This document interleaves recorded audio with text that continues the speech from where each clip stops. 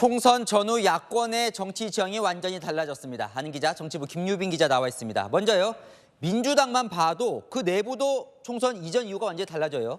네, 간판은 같은 민주당인데요. 22대 국회에 입성할 당선자들 면면을 보면 달라졌습니다. 대선 전 민주당 내 가장 큰 세력은 문재인 전 대통령을 구심점으로 한 친문이었습니다. 이낙연 전 대표도 있었고요.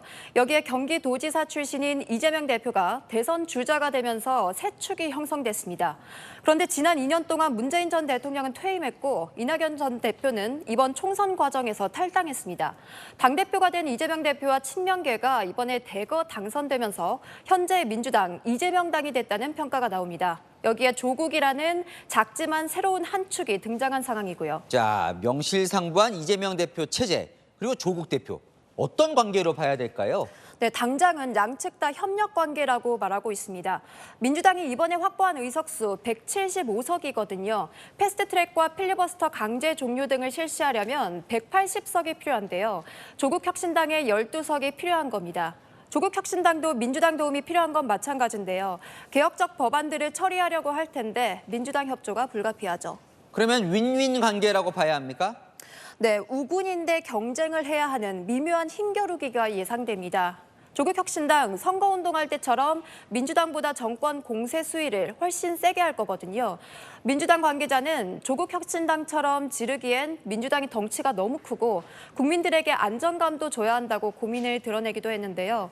민주당 입장에선 한동훈 특검법, 검사장 직선제 등 조국 혁신당 이슈에 끌려다니면 안 된다는 걱정이 있는 겁니다.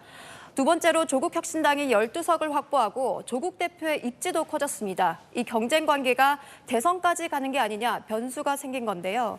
제가 광주랑 부산 비례대표 지역별 득표 결과를 뽑아보니까요.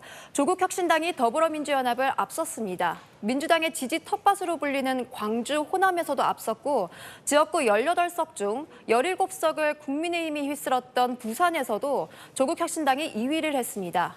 다만 이재명 대표 측이나 친명계 지도부는 현재로선 조국 대표를 큰 변수로 보지는 않는 분위기입니다. 자, 이재명 대표의 민주당, 조국 대표의 혁신당, 이 관계에서 변수가 있다면서요? 네, 바로 사법 리스크 변수가 가장 큰데요. 이재명 대표도 조국 대표도 모두 사법 리스크가 있지만 최종 결론이 나는 타이밍은 좀 달라섭니다.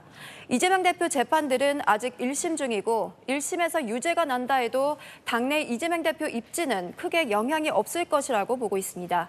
반면 조국 대표는 대법원 확정 판결만 남겨둔 상황이죠. 민주당 내에선 조국 대표가 만약 유죄가 확정되면 비례대표를 승계하고 조국 대표는 정치판에서 사라진다면 조국 혁신당의 동력이 급격하게 떨어질 수 있다는 전망도 나옵니다. 네, 지켜보죠. 지금까지 아는 기자 김유빈 기자였습니다.